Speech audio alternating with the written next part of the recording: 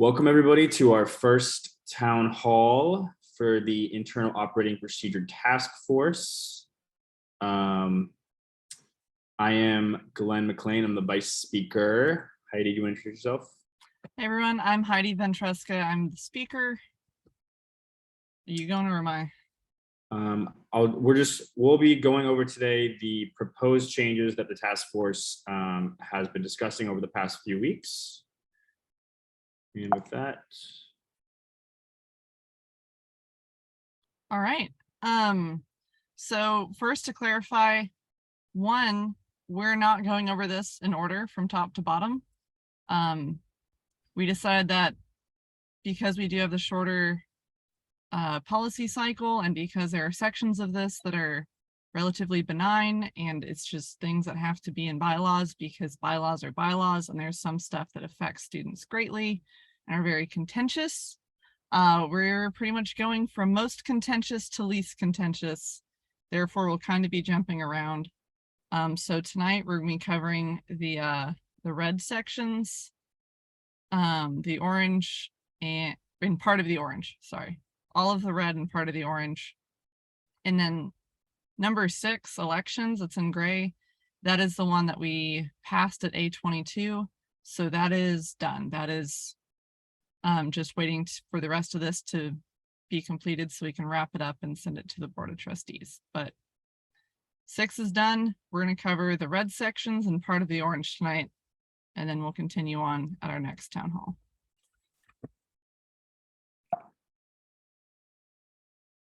All right, so starting off, section 11. So to just kind of summarize this in plain English, this goes over the appointment process. So there are certain positions, namely counselors or the students that are named to the physician section standing committees. Those people apply to the positions and then GC, the governing council, looks at all the applications and puts in their recommendation or really appoints in real practice who gets put in those positions. And so with that being said, that's pretty much what section 11 covers and how that's supposed to be done.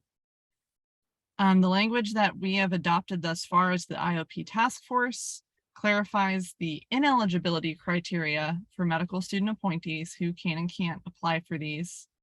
And that was partially done to ensure that people who are on dual degree programs, for example, Glenn, who's currently getting his JD, they would still be eligible because they are still in med school. They are still doing things towards it. They're just on a long-term plan. Another example is the MD PhD students.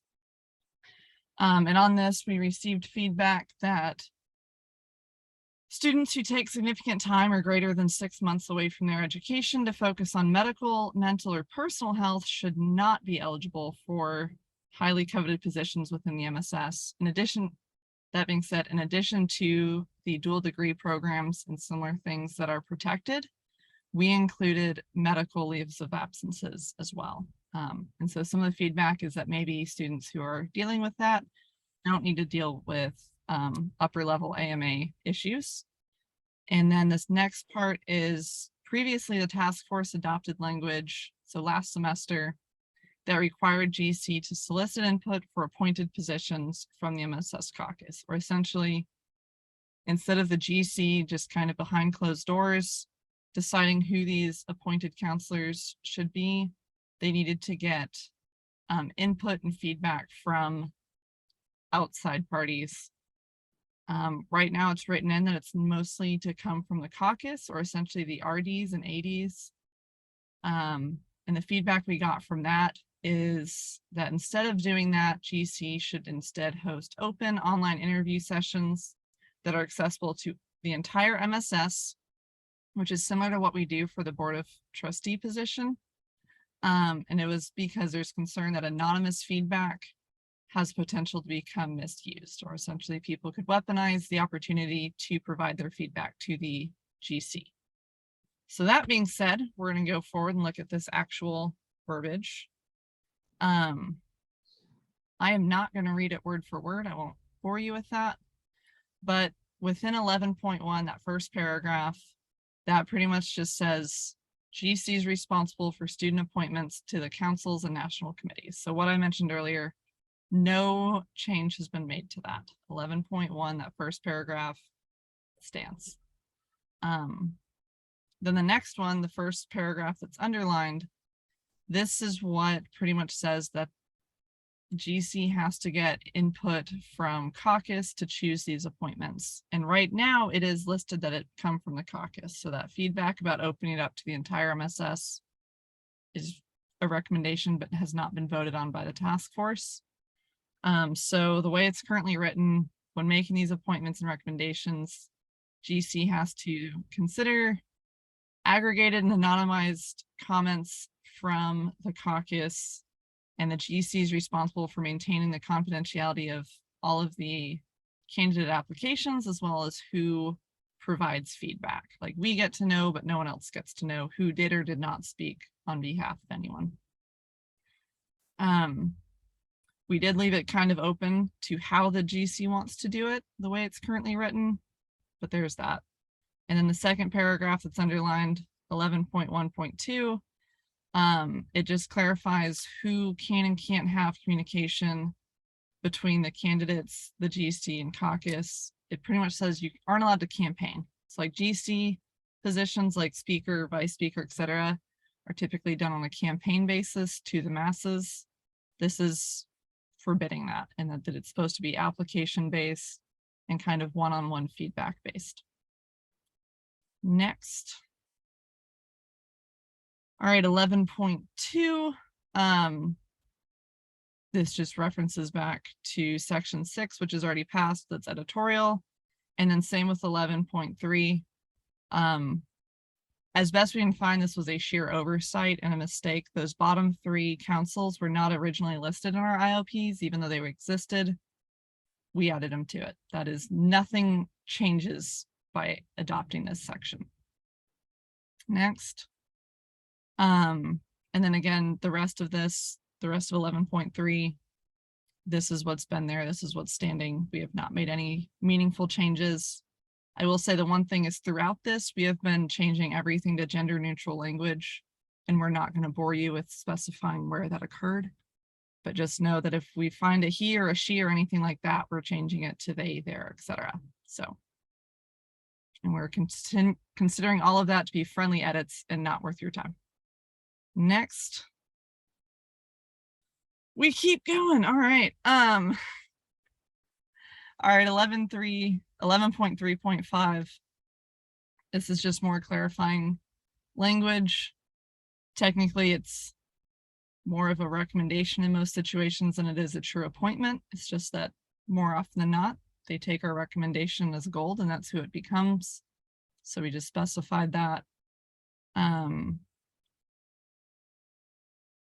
Oh, and then 11.3.6, we just made sure that GC, when everything's said and done, will reach out to every applicant, whether they were accepted or rejected, and make sure that they know about it in advance of everyone else. Next. And then this is again that language that specifies who is or is not eligible. And we actually took the red language is straight out of the big AMA's bylaws. So participant in a dual degree program or engaged in an approved leave or sabbatical. We use that language to say who is and who is not eligible. So I think that covers it. All righty, moving on to section 7. Section 7 deals with the creation of standing committees and task forces. Some of the important language that the current task force adopted was similar to what Heidi just spoke about in the appointment section, requiring the GC to solicit the input of previous standing committee membership in choosing new standing committee leadership. So right now, the current process of choosing standing committee leadership is that the GC appoints those members. And there was some feedback from the task force that we would like that to be more of a collaborative process, and who better to know who's qualified to be a leader of a standing committee than the previous membership. There was also concern about students holding leadership positions for too long, and particularly maybe some inequity with dual degree students versus single degree students. So there was some language adopted by the current task force creating a 2-year term limit on any combination of standing committee leadership positions. We received quite a bit of feedback on this particular clause that we adopted. One piece of feedback was that in a given term, no more than one co-chair on a particular standing committee should be enrolled in a dual degree program. And this is going back to some of the inequity that people have felt with dual degree students having more time to be in the section and to hold those leadership positions than single degree students. We also received some feedback recommending that if we did adopt term limits, that the term limits for dual degree students be different than those for single degree students by an additional year, just going along with the fact that they have more time in the MSS. And we also received positive feedback on the language as adopted by the task force on the 2-year limit. So here's the entirety of section 7. In 7.1, we just kind of clarified which members the GC is actually appointing. It's the standing committee leadership and task force members that GC is allowed to appoint per this clause, for this section. 7.2, that is where we require the GC to solicit input from previous standing committee membership when choosing new leadership. 7.3 was really just a clarification. There was some concern that it wasn't clear enough, concern within the task force that it wasn't clear enough how standing committees are created. And that can be done by the GC, or it could also be done by via legislation, via resolution through the assembly. So the task force voted to make that more clear and codify that in the bylaws. And finally, the last section that the task force voted to adopt was this 2-year term limit for standing committee leadership.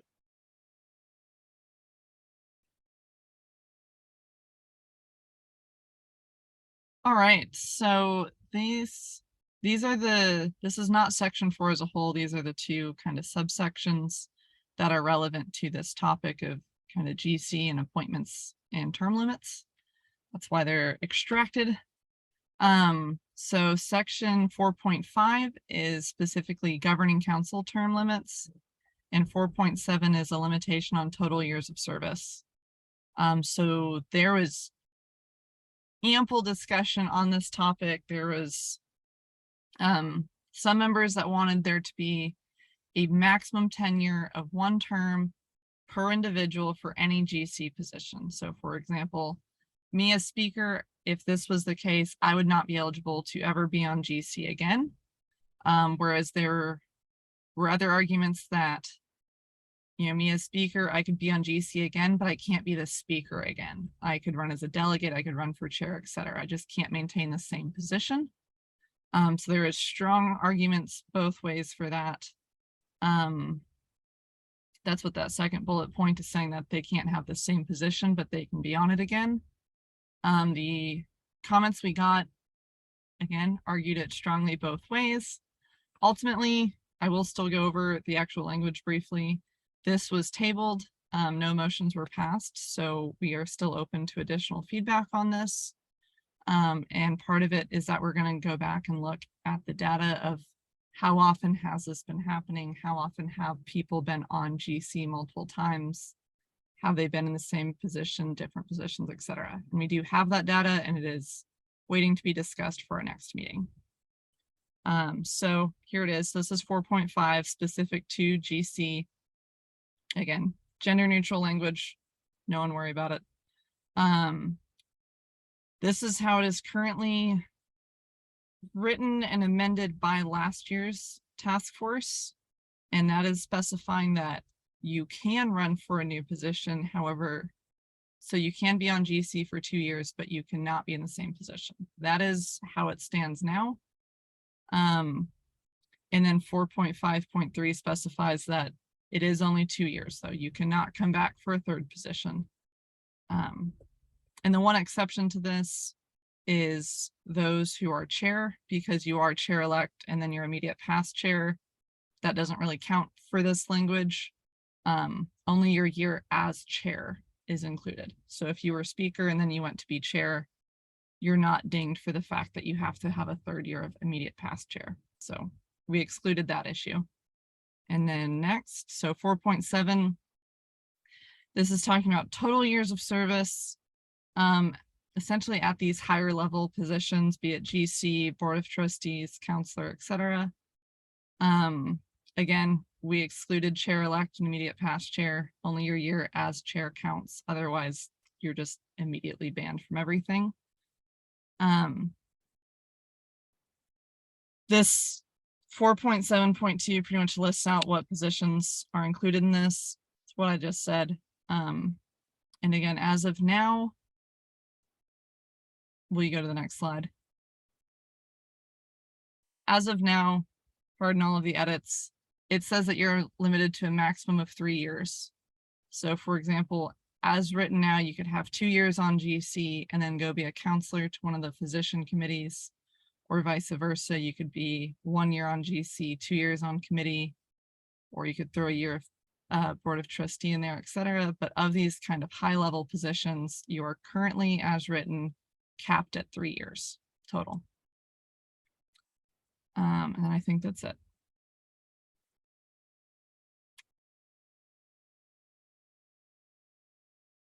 You got this. Alrighty, sorry, I was trying to unmute there.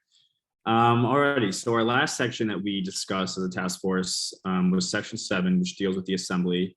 And the sections that we're going to go through today that we discussed deal with the credentialing of delegates to the MSS Assembly. So a lot of the language that we adopted in this section was editorial or clarifying language, nothing particularly substantive. There was editorial language that was adopted, changing federated societies to federal societies, which is in line with other section bylaws. However, we just received feedback from staff that confirmed that federated is the correct language, and that if we had federal in the bylaws and the IOPs, that it would eventually just be changed to federated anyways. So we will make an editorial change and change that back to federated in this section. And then finally, for credentialing delegates from national medical specialty societies, federal societies, or professional interest associations, there was language that was adopted deleting the requirement that these prospective delegates be in good academic standing, because it was noted that this might be intrusive. So section 10.1 and 10.2, there were relatively minor changes to these sections. 10.1 deals with the date and location of the meeting, and 10.2 deals with notification of meeting date must be a minimum of 30 days notice prior to the meeting. 10.3 begins to deal with the representation to these MSS meetings, which is the credentialing of MSS delegates, like I was saying before. 10.3.1 deals with credentialing delegates from central and satellite campuses. There were no relevant changes to this section from the previous task force nor from the current task force. In 10.3.1.2.1, we had a clarifying edit to change email requests to formal requests. This was to be less prescriptive and to make this easier for staff. And then in 10.3.1.3, the previous task force made some edits clarifying the certification process for new MSS Assembly delegates. There was no changes to this section by the current task force. 10.3.2, here you can see where we changed federated to federal. And like I said before, we will be changing all of these changes back to federated in line with guidance from staff. 10.3.2.2. This deals with credentialing delegates from national medical specialty societies or professional interest medical associations. Same thing with the federated versus federal. In 10.3.2.2.1, we did add some clarifying language. Members thought that not being eligible for election was confusing, so we changed this to not be eligible to hold a governing council position. So this section deals with ineligibility for these MSS delegates for governing council positions. And then in 10.3.2.2.1, at the bottom there, you can see that's where we removed the good standing requirement, which members of the task force felt was possibly intrusive.